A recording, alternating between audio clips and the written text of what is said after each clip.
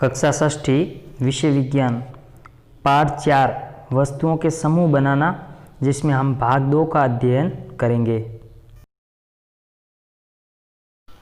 इससे पहले की वीडियो में हमने पदार्थों का वर्गीकरण किया तथा उसके गुणों के कुछ भागों का वर्णन किया। अब हम इससे आगे और जो पीछे और कौन कौन से गुण हैं उनका वर्णन करेंगे। और इस वीडियो में मुख्य रूप से कठोरता एवं पारदर्शिता के आधार पर वस्तुओं को कितने भागों में विभाजित किया गया पदार्थों को, उसके बारे में अध्ययन करेंगे। तो वस्तुओं का एक गुण है कठोरता। जब हम पदार्थों को अपने हाथों से दबाते हैं या हाथों में पकड़ते हैं किसी पदार्थ को, कुछ पदार्थ आसानी से संपीड़ित हो जाते हैं, लेकिन कई पदार्थ ऐसे होते हैं जो आसानी से संपीड़ित नहीं होते हैं। तो संपीड़न के आधार पर भी पदार्थों को 2 भागों में विभाजित किया गया है। पहला है संपीड्य पदार्थ, दूसरा है असंपीड्य पदार्थ। यानी कि वे पदार्थ जो आसानी से संपीड़ित हो जाते हैं कोमल पदार्थ कहलाते हैं, तथा आसानी से संपीड़ित नहीं होने वाले पदार्थ कठोर पदार्थ कहलाते हैं। कठोरता के आधार पर पदार्थों को 2 भागों में विभाजित किया गया। आसानी से संपीड़ित होने वाले कोमल पदार्थ कहलाते हैं एवं आसानी से संपीड़ित नहीं होने वाले जो पदार्थ होते हैं वो क्या कहलाते हैं, असंपीड़ित या कठोर पदार्थ कहलाते हैं। विलेय तथा अविलेय पदार्थ। कुछ पदार्थ जैसे चीनी, नमक आदि, ये जो पदार्थ हैं जल में पूर्ण रूप से घुल जाते हैं, ये विलेय पदार्थ कहलाते हैं। जल में घुलने वाले पदार्थ क्या कहलाते हैं, विलेय पदार्थ। कई पदार्थ जल में लुप्त नहीं होते हैं, अर्थात जल के अंदर घुलते ही नहीं है, जो अविलेय पदार्थ कहलाते हैं। एग्जाम्पल देखा जाए तो कंकड़ है, दाल है, ये जल में अविलेय रहते हैं। लेकिन जल बहुत से पदार्थों को विलीन कर सकता है, अपने साथ में घोल सकता है, इसलिए हमारे शरीर के प्रकार्यों में बहुत ही महत्वपूर्ण भूमिका है जल की।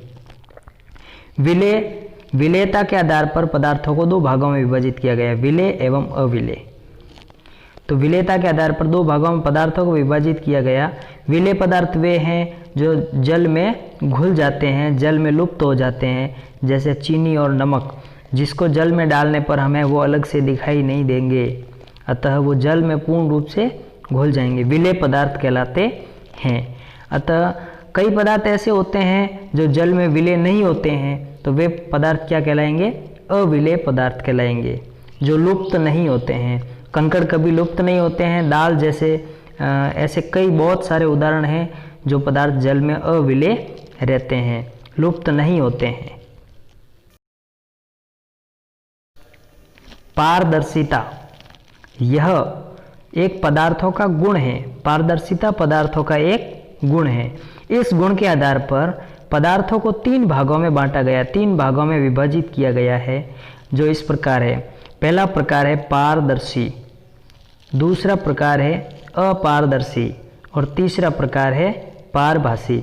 अब हम इन 3 प्रकारों के बारे में अलग अलग वर्णन करेंगे।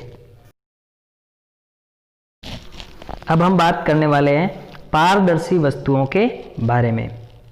पारदर्शी वस्तुएं वे वस्तुएं होती हैं जिनके आर पार यानी आमने सामने देखा जा सकता है। उदाहरण के तौर पर है कांच। कांच के हम आर पार देख सकते हैं, जैसा कि चित्र में दिखाई दे रहा है। ये कांच लिया हुआ है, उसमें हम अपनी आँख से देखते हैं तो हम उसके आर पार देख सकते हैं। अतः हमें पुनः अपना प्रतिबिंब वापस दिखाई नहीं देता है कांच के अंदर। तो कांच में प्रतिबिंब दिखाई नहीं देने का मुख्य कारण ये है कि प्रकाश की किरणें हैं वो उस कांच के आर पार जा रही है। अतः कांच क्या है, एक प्रकार का पारदर्शी पदार्थ है, पारदर्शी वस्तु है। अपारदर्शी वस्तुएं, ये वस्तुएं पारदर्शी वस्तुओं की विपरीत है, जिनके आर पार हम नहीं देख सकते। उदाहरण लकड़ी, लोहा। जो दर्पण होता है, दर्पण के एक तरफ पॉलिश की हुई होती है, अतः उसके आर पार नहीं देखा जा सकता। जैसे ही हमारी आँख से हम देखते हैं तो प्रतिबिंब होता है वो दर्पण से टकराकर पुनः हमारी आँख में पहुँचता है। इसी कारण हम दर्पण में आसानी से अपना चेहरा देख सकते हैं। पारदर्शिता का जो तीसरा प्रकार है वो है पारभासी वस्तुएं। इन वस्तुओं के हम आर पार तो देख सकते हैं, लेकिन हम स्पष्ट दिखाई नहीं देता है। इस प्रकार की वस्तुएं पारभासी वस्तुएं कहलाती है। पानी से भरी बोतल के आर पार दिखाई देना, दिखाई तो दे रहा है लेकिन वो स्पष्ट दिखाई नहीं दे रहा है, अतः वो किस प्रकार की वस्तु है? पारभासी वस्तु है। किसी कागज पर वसा लगा करके फिर उस कागज के आर पार दिखाई तो देगा लेकिन स्पष्ट दिखाई नहीं देगा। ये पारभासी वस्तुओं के उदाहरण हैं। इसी प्रकार कभी बैटरी को अपने हाथ से टच करके उसको स्टार्ट करना, फिर हमारे हाथ के आर पार जो प्रकाश निकलता है, प्रकाश होता है, वो हमारे हाथ के आर पार निकल जाता है, लेकिन वो प्रकाश जितना होना चाहिए उतना नहीं होता है, अतः स्पष्ट प्रकाश नहीं होता है। पाठ से संबंधित बोध प्रश्न। प्रश्न क्रमांक 1 है, आसानी से संपीड़ित होने वाले पदार्थ क्या कहलाते हैं? उत्तर, कोमल पदार्थ। अभी हमने बात की थी कि संपीड्यता के आधार पर पदार्थों को 2 भागों में विभाजित किया गया। जो पदार्थ आसानी से संपीड़ित हो जाते हैं वे कोमल पदार्थ कहलाते हैं, या फिर उन्हें क्या कहते हैं? संपीड्य पदार्थ कहते हैं। इसी प्रकार दूसरा प्रश्न है, स्पंज किस प्रकार का पदार्थ है?